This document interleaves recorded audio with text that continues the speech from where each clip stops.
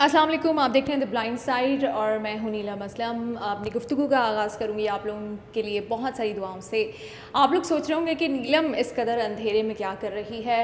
Actually जो मैं आपको दिखाना चाह रही थी, जो ढलती शाम में जो रोशनियाँ और जो पैगाम वो हमें दे रही हैं, वो मैं आपको दिखाना चाह रही थी। तो उसके लिए अंधेरा बहुत ज़रूरी था। मेरे पीछे आप देख सकते हैं, इस वक्त आपको ये लाइट्स नज़र आ रही होंगी। लाइटिंग की गई है यहाँ पर, खूबसूरती से इस पूरी इमारत को सजाया गया। और ना सिर्फ इस इमारत को बल्कि पाकिस्तान में और जहाँ जहाँ मुस्लिम कंट्रीज़ हैं वहाँ पर इमारतों को खूबसूरती से सजाया गया है, बर्क़ की कुमकुमों से सजाया गया है।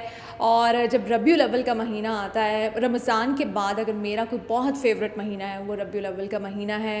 इसमें बरकतें, रहमतें उतरती हैं, दुआएं कबूल होती हैं। हमारे लिए सीखने के लिए बहुत कुछ है। और स्पेशली मैं एक अलग किस्म का बिल्कुल स्पिरिचुअल कनेक्शन फ़ील करती हूँ इस महीने में। और मैं ये बात का तज़किरा नहीं करना चाहती थी, लेकिन चूँकि अब मैं अपनी फ़ीलिंग्स का कुछ इस तरह से इज़हार कर रही हूँ तो मैं आपको बताती हूँ कि इस महीने में मुझे अल्लाह ने ये सादत दी थी उम्रा करने की। तो जब भी ये महीना आता है तो मैं वहीं चली जाती हूँ। वहीं पे मेरी सारी यादें जो हैं वो सारी ताज़ा होना शुरू हो जाती हैं कि मैं इस वक्त क्या कर रही थी। इस वक्त मैं खाना काबा में थी, इस वक्त मैं तवाफ़ कर रही थी, या इस वक्त मैं मस्जिद नबवी में थी, वहाँ पे दुआएं कर रही थी। इस वक्त मैं रियाजुल जन्ना में जाने के लिए सोच रही थी कि जैसे ही ईशा की अज़ान होगी उसके बाद मुझे रियाजुल जन्ना में जाने का मौका मिलेगा और मैं उस जन्नत के टुकड़े पे जाके नवाफिल अदा कर सकूँगी और खुदा का शुक्र अदा कर सकूँगी कि जो सादत उसने मुझे दी।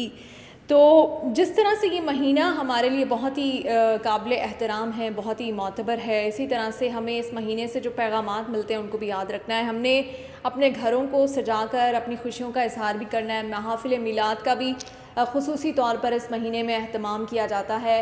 और मैं तो सबको बोलती हूँ कि जो भी अपने घर में महफ़िल रखे और जो भी अपने घर में मिलाद रखे वो मुझे ज़रूर बुलाए, क्योंकि मैंने एक जगह एक बात सुनी थी और उसके बाद से मेरे लिए इस चीज़ की इम्पोर्टेंस बहुत ज़्यादा बढ़ गई है। और मैं सबको बोलती हूँ कि मुझे ज़रूर इनवाइट कीजिएगा। मैं ख़ुद से बोलती हूँ, क्योंकि एक बार किसी ने मुझे कहा कि ये जो महफ़िलें होती हैं, ये जो मिलाद होते हैं, इनको बिल्कुल भी मिस नहीं करना चाहिए। और अगर आपको कोई इन्वाइट करे तो आपको ज़रूर टाइम निकाल के चलना चाहिए, क्योंकि आते हैं वही जिनको सरकार दो आलम सल्लल्लाहु अलैहि वसल्लम बुलाते हैं। तो ये एक बड़ी सादत की बात होती है कि आप किसी ऐसी महफ़िल में जाएं जहाँ पर सरकार आलम सल्लल्लाहु अलैहि वसल्लम का नाम लिया जा रहा हो, ज़िक्र अस्कार किया जा रहा हो, उन पे दरूद व सलाम भेजा जा रहा हो। तो इस महीने की इम्पोर्टेंस को समझें, ज़्यादा से ज़्यादा दरूद व सलाम भेजें, महाफ़िल का इनेकात करें, सदक़ात दें और ज़कात व खैरात करें। जो अपने आसपास जो लोग हैं जिनको आपकी मदद की ज़रूरत है उनके पास जाएं। हो सकता है कुछ लोग बताते ना हों कि वो किस परेशानी में हैं, उनके पास जाएं, उनकी मदद करने की कोशिश करें। और जो इस महीने के फ़यूज़ व बरक़ात हैं ज़्यादा से ज़्यादा उनको हासिल करने की कोशिश करें। साथ ही साथ आप देख सकते हैं ये खूबसूरत लाइट्स मुझे इतनी अच्छी लगती हैं जब भी शाम होती है रबीउल अव्वल में, स्पेशली फिर 12 रबीउल अव्वल को जिस तरह हम एहतमाम से हम सेलिब्रेट करते हैं, ईद मिलादुन नबी सल्लल्लाहु अलैहि वसल्लम मनाते हैं। मैंने तो स्पेशली नया ड्रेस बनाया उसके लिए और वो मैं पहनूंगी भी इंशाल्लाह, क्योंकि ये भी हमारे लिए ईदों की भी ईद है, मैं कह सकती हूँ। ये आम ईद भी नहीं है, ये तमाम ईदों की ईद है, ईदों की सरदार है हमारे लिए।